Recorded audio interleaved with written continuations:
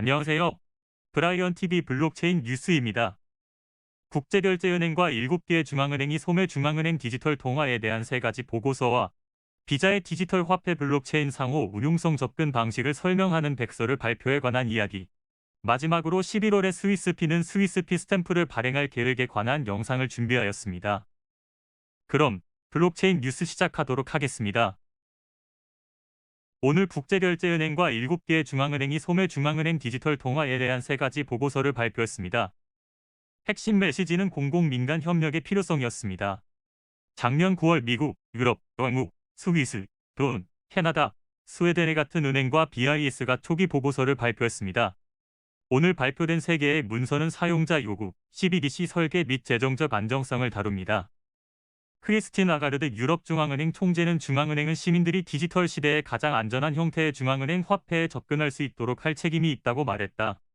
이 보고서는 정책 입안자들이 21세기에 빠르고 쉽고 안전한 지불 수단을 제공하기 위해 최고의 기술 혁신에 대한 아이디어를 공유하고 국제 협력을 통해 국내 프로젝트를 강화하고 있다는 증거입니다. 그러나 사용자 요구에 대한 문서에서 중앙은행은 소비자가 명확한 혜택을 제공하지 않는 CBDC를 기피할 것임을 알고 있음이 분명합니다. 잠재적인 판매 포인트에는 소비자와 판매자의 비용 절감, 오프라인 결제 기능, 개인정보 보호 강화가 포함됩니다. 중앙은행이 충족되지 않은 사용자 요구를 충족시킬 수 있다면 채택률이 높아질 수 있습니다. 현재 암호화폐 외에 프로그래밍 가능한 돈은 없습니다. 결제 완결성, 안정성, 프로그래밍 가능성 및 중앙은행 지원의 조합은 의심할 여지 없이 바람직할 것입니다. 이 주제는 필적할 수 없는 요구 대신 혁신을 장려하기 위한 경로로 백서에서 언급되었습니다. 라인에 대한 평가도 있습니다. 혁신이 없으면 사용자가 덜 안전한 다른 수단이나 통화를 채택하여 잠재적으로 경제적 및 소비자 피해를 초래할 수 있습니다라고 보고서는 말합니다. 특히 충분한 판매자가 CBDC를 수락하도록 하는 네트워크 효과의 필요성이 언급되었습니다. 그렇지 않으면 사용자가 기꺼이 채택하지 않을 것입니다. 흥미롭게도 CBDC를 법정화폐로 수락해야 하는 상인 문제는 언급되지 않았습니다. 따라서 판매자 채택을 유도할 충분한 소비자가 있는지 확인하기 위해 초기에 개인 간 지불을 촉진할 수 있습니다. 마찰을 줄이기 위해 기존 피 시스템과의 상호 운용성이 권장되며 이는 비자 및 M에 좋은 소식입니다. 또한 정부 부처에서 디지털 화폐를 사용하여 혜택을 분산하고 급여를 지불하고 세금 납부를 수락하여 CBDC를 지원하는 것이 제안되었습니다. CBDC 설계 작업은 중앙은행이 비교적 느리게 움직이고 지불 환경이 빠르게 진화하고 있기 때문에 쉽지 않습니다.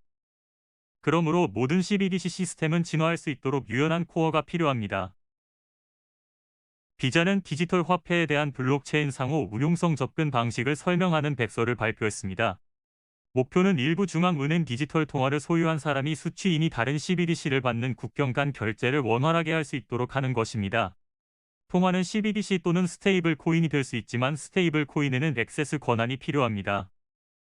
주요 목표는 서로 다른 기술을 가진 블록체인 또는 계정 기반 원장이 서로 대화할 수 있도록 하는 것입니다. 비자의 솔루션은 블록체인 지불과 관련된 확장성과 잠재적으로 높은 비용 및 지연을 해결하기 위해 블록체인 외부의 트랜잭션을 처리하는 허브 및 스포크 P입니다. P허브는 본질적으로 서버 또는 서버 집합입니다. 한 시점에서 비자는 P허브를 일종의 범용 환거래 은행으로 설명했습니다. 수많은 은행 관계를 설정해야 하는 신원 확인 문제와 달리 신원 확인을 한 번만 제공하면 된다는 장점이 있습니다. 지갑 제공업체는 P허브로 채널을 설정하여 여러 CBDC를 통한 국경 간 결제를 가능하게 합니다. 그렇게 하려면 지갑 제공자가 신분증과 담보를 제공해야 합니다. 그런 다음 인터체인 지불 실행을 시작할 수 있습니다. 이 개념은 계정 기반 원장과 DLT 모두에서 작동할 수 있지만 스마트 계약이 필요합니다. 그러나 스마트 계약을 사용하기 위해 DLT가 필요하지 않습니다. 예를 들어 디지털 ASSET의 스마트 계약 언어 M은 데이터베이스를 지원합니다.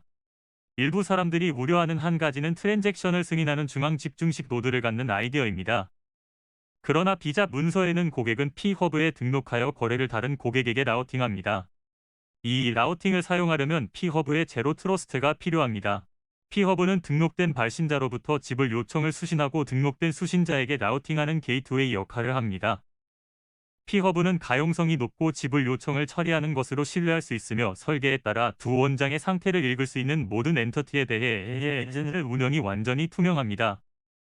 우리 프로토콜은 P-허브가 원장에서 당사자 간에 발생하는 모든 지불을 승인하도록 요구합니다.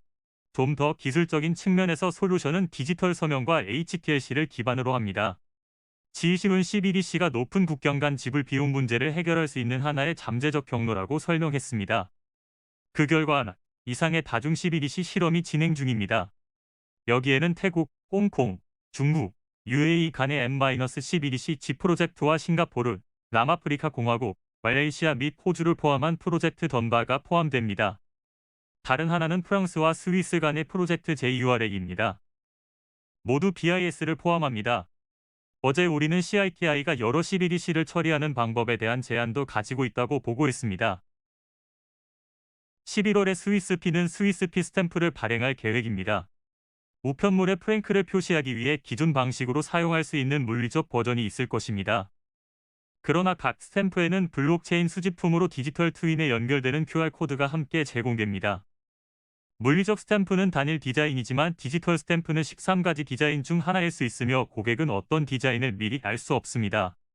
재미를 더하기 위해 디자인은 희귀도에 따라 다릅니다. 일부는 65,000개의 디지털 사본을 가지고 있고 다른 일부는 50개만 가지고 있습니다.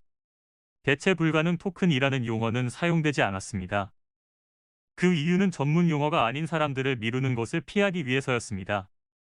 대변인은 그들이 레이어 2 앱 네트워크인 POLIGON의 NFT임을 확인했습니다. 영는 블록체인 디지털 수집품을 발행한 최초의 정부기관이 아닙니다. 우표 수집가에게 매력적이지만 리투아니아 중앙은행은 24,000개의 블록체인 기반 수집 가능한 LBCOIN을 발행하여 조화 수집가를 목표로 삼았습니다. 작년 6월의 NFT는 오늘날에 비해 여전히 틈새 엔터테인먼트에 가까웠고 개념이 처음 떠오른 2019년에는 훨씬 덜했습니다. 한편 스위스 우편 서비스는 블록체인과 관련하여 2018년에 스위스암과 협력하여 스위스 트러스트 체인으로 알려진 스위스 국가 블록체인 인프라를 구축했습니다. 영을 지원하는 플랫폼입니다. 이상으로 금일의 블록체인 뉴스를 마치도록 하겠습니다. 시청해주셔서 감사드리고요. 다음에 더 좋은 소식으로 찾아뵙도록 하겠습니다. 감사합니다.